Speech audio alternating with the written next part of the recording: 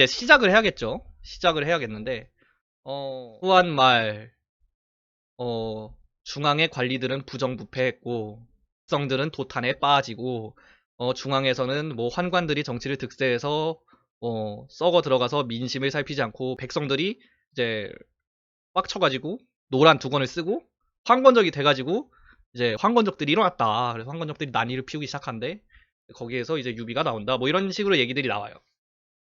뭐 이런 식으로 스토리라인이 흘러가는데, 그래서 황건적의 난이 일어났을 때 황제가 영제예요. 영제고, 이제 이런 식으로 그냥 두루뭉술하게 스타트를 하다 보니까 사람들이 약간 그런 식으로 생각을 하거든요. 아, 이게 후한 말에 난세가 도래한 이유가 환관들이 중앙 정치를 먹었기 때문이다. 아니면은 뭐 중앙 권력이 부정부패해서 그렇다. 뭐 그런 얘기들 있잖아요. 영제가 황제가 돼가지고 자기가 뭐 매관매직 했다. 매관매직 뭔지 알죠? 관직에 돈 매겨가지고 파는 거야. 이것 때문에 난세가 도래했다. 뭐 매관매직을 해서 부정부패해서 그렇게 좀 생각을 할 수가 있는데 사실 그게 전부는 아니에요. 그게 전부는 아니고 난세가 도래했다라고 하면은 그러니까 난세가 뭐예요? 혼란할 난제에다가 시대 할 때 그 세자 붙이는 거잖아. 혼란한 시대가 왜 오냐고. 그럼 이제 혼란한 시대가 뭔지를 알아야겠죠? 혼란한 시대가 뭐야? 혼란한 시대. 나라가 나라답지 않은 시대 뭐 이런 식으로 표현할 수도 있죠. 그럼 나라가 나라다운 건 뭔데? 나다운 게 뭐야? 이제 국사 교과서 여러분들 혹시 국사 공부할 때 그 보셨어요? 국사 공부할 때 나라 기틀을 잡은 사람들 얘기가 나오거든요. 뭐 백제는 뭐 보통 이제 고이왕 나오죠. 신라는 이제 뇌물마립간 나오고 고구려는 저거 나오고 누구야? 소순이망? 보통 소순이망이 나오는데 공통점이 이제 율령 반포 이런 거거든요. 근데 율령을 반포했다는 게 뭐냐면은 중앙에 그 시스템이 생겼다는 거야. 관리를 임용하는 시스템이라는 게 생겼고 그거에 따라서 지방 호족들이 중앙에 이제 진출을 해서 뭐 하고 중앙에 지방 호족들을 제어할 수 있는 시스템이 됐다. 그게 이제 율령 반포고 그거를 한 사람이 나라의 기틀을 잡았다고 해요.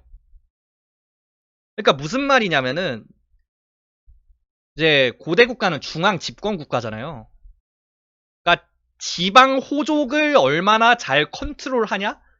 이게 어떻게 보면 나라다운 나라의 그 제일 중요한 요소라고 볼 수가 있어요. 그래서 시스템이 잘 되어 있으면은 윗사람이 좀 부정하고 부패해도 나라가 굴러가요. 예. 좀 관직 좀 돈 받고 팔아도 굴러간다고. 실제도 이제 고려 같은 경우에 음서라는 제도가 있었죠. 음서가 이제 여러분들 그거잖아요. 어, 높은 고관, 그러니까 등급이 높은 관직에 있는 사람의 아들, 사위는 그냥 관직에 올라가는 거야. 그러니까 이게 사실 이게 제도를 잘 뜯어보면은 좀 느낌이 좀 이상해요. 그러니까 매관매직을 해서 올리는 거랑 사실 크게 막 엄청 많이 달라 보이지 않는단 말이지. 왜냐면은 내 아버지가 장관이라고 내가 그 일 잘해요? 내 아버지가 장관이라고 내가 공부 잘해? 아니란 말이야. 그러니까 그 사람의 집안만 보고 뽑아주는 거라고. 근데 이런 시스템이 있는데 왜 나라가 잘 굴러갔어요? 호족들을 잘 컨트롤을 할 수 있었으니까. 중앙에 권력이 있으니까. 군사력이 있으니까. 중요한 거는 그래서 지방에 대한 지배력이라는 게 엄청 중요하다는 거예요. 중앙이 가지고 있는 실력. 보통 군사력이죠. 그리고 지방 호족들이 그 중앙에 대해서 약간 굽히고 들어가야 된다는 거지. 얘네들이 어떻게 저거. 근데 그게 안 됐어요. 그게 안 된 게 황건적의 난이에요. 그러니까 좀 약간 거꾸로 봐야 된다는 거지. 그러니까 난세가 도래해서 황건적의 난이 일어났다? 이렇게 볼 수는 없는 건데 황건적의 난이 일어났어요. 황건적의 난이 일어났어. 근데 중앙에서 이 황건적의 난을 자기들의 힘으로 얘를 제어할 수가 없는 거야. 이러니까 난세라고 부르는 거라는 거죠. 네, 어떤 느낌인지 아시겠어요? 네. 그래서 왜 그러면은 황건적의 난이 일어났는데 얘네들이 이거를 제어를 못하냐? 왜 지방 호족들이 이거 말을 안 들어주냐? 이거를 알아보려면은 그 당시 한나라의 권력구도 이런 거를 좀 알아야 돼요. 그러니까 영제죠, 영제. 당시 영제의 아버지가 환제라는 사람이에요. 환제라는 사람이 있었어요. 환제라는 황제는 되게 어렵게 황제가 된 사람이에요. 왜냐하면 그 앞에 그 양기라는 엄청난 그 거대한 그러니까 괴물, 그러니까 소위 이제 그 정도전 같은 사극에서 말하는 정치 괴물 그런 게 있었어요. 양기라는 사람이 있었어. 이 사람이 왜 정치 괴물이냐면은 그 앞대 황제들의 그거야 외척. 황후의 힘이 엄청 세가지고 이 황후의 후견인인 남동생이었나 오빠였나 그건 정확히 기억 안 나요. 양기라는 사람이 있었는데 이 사람이 아무튼 권력이 엄청 세가지고 막 철권을 휘두르는 거야. 그래서 이 사람이 어린 황제 세웠다가 1년 만에 갈아치워. 또 세웠다가 1년 만에 갈아치워. 이런 거지 같은 일들이 반복이 되고 있었어요. 그 앞에. 환제가 즉위하기 전에. 질제, 충제 뭐 이런 사람들이 올랐다가 1년 만에 내려오고 1년 만에 내려오고 애기들인데 그 짝이 나가지고 개판이 나고 있는 거죠. 개판이 났는데 환제가 딱 자기 황제에 즉위를 했어. 즉위를 해서 이제 내가 권력을 잡으려면은 내가 이제 이 나라를 잘 굴러가게 하려면은 어떻게 해야 돼? 양기를 잡아야 될 거 아니야. 그러니까 양기를 잡기 위해서 환제가 선택한 자기의 친위 세력이 환관인 거예요. 그래서 이때 환관들이 엄청나게 커지고 환관들이랑 이제 모의를 하고 얘네들을 통해서 이제 음모를 꾸며가지고 양기의 뒤통수를 쳐가지고 이제 양기를 이제 죽여버립니다. 죽이고 그래서 이제 환관들이 이제 급부상해가지고 중앙에 정치 세력이 딱 들어왔어요. 환관은 이제 그 아시죠? 네. 보자. 그러니까 얘네들이 황제의 엄청난 친위 세력일 수밖에 없는 게 얘네는 세습을 못해요. 자기가 가지고 있는 직위, 권위, 뭐 그런 것들 세습이 안 돼요. 세습이 안 되니까 얘네들의 권력 기반은 황제밖에 없어요. 황제 눈밖에 나면은 얘네는 죽는 거야. 하고 죽는 거야. 그러면 이제 문제가 되는 게 이제 다른 관리들이죠. 그러니까 소위 말하는 이제 사대부들. 근데 사대부들의 이제 근거지는 어떻게 보면 대체로 사대부들의 근거지는 이제 중앙 지방의 호족들이에요.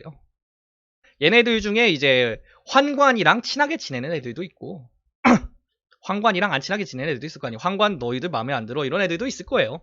근데 이제 당시에 이제 환관이랑 친하게 지내는 사족들 이거 걔네들은 이제 보통 이제 탕류다 뭐 이런 식으로 해서 탕류파라고 부르고 환관들을 별로 안 좋아하는 애들. 그러니까 소위 말하는 이제 고려로 치면 신진사대부 같은 애들이죠.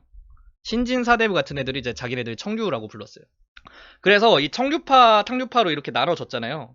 근데 되게 웃긴 게 이 청류파 애들이 그래도 어떻게든 그 결국 이게 중앙 집권 체제다 보니까 왕이랑 이제 친하게 지내야 된단 말이에요.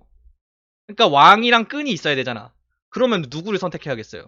이제 양기는 죽었어요. 양기는 죽었고 그러면 환제가 또 새로운 사람이랑 뭐 결혼을 했을 거 아니에요.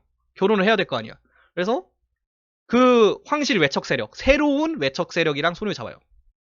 그래서 환관들이랑 붙는 거지. 한번 붙자. 어떻게 될까요? 환제 입장에서는 내 생명의 은인들이야, 얘네가. 탕류파가. 그러면은 어떻게 해야 돼? 얘네를 조져버리는 거예요. 작살났다고. 그게 당고의 금이라는 사건입니다. 당고의 금이라는 사건이고 이것도 얘네를 그냥 조져가지고 없애는 수준이 아니라 그 당고의 금이 뭐냐면은 그거예요. 금고 처분이다 이런 건데 너는 영원히 관직에 못 나와. 그러니까 저거죠. 너는 영원히 이제 그 공무원이 될 수 없어. 파면을 넘어서서 이제 그냥 자격을 없애버리는 거예요. 그러니까 이렇게 금고 처분을 받은 게 막 100명 단위를 넘어 200명, 300명 이렇게 막 그 당시에 유력했던 사대부들한테 금고 처분을 싹 다 때려버리는 거야. 그러니까 완전히 박살이 나버린 거예요. 아 그리고 이 당고의 금에서 중요한 게 당고의 금을 했잖아요. 당고의 금을 할 때 그러면은 이 얘네들을 어떻게 보면은 이제 중앙을 집권하고 있는 애들은 얘네들을 뭐라고 하고 죽였겠어. 그러니까 그냥 뭐 역적이라고 하고 내보냈겠죠. 그러니까 당고의 금을 일으키면서 역적들을 몰아낸 애들한테 공신 자기를 줘야 될 거 아니야. 그러니까 얘네들한테 공신의 자기로 이제 공상시 이런 거를 주는 거예요. 황관들한테 유력 황관들한테. 근데 걔네들이 한 10명이 넘어갔어요. 15명?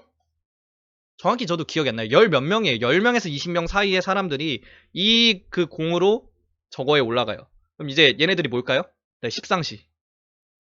그렇게 되는 거예요. 이제 앞에서도 말씀드렸다시피 이제 탕류에 찬성하는 관리들은 일부.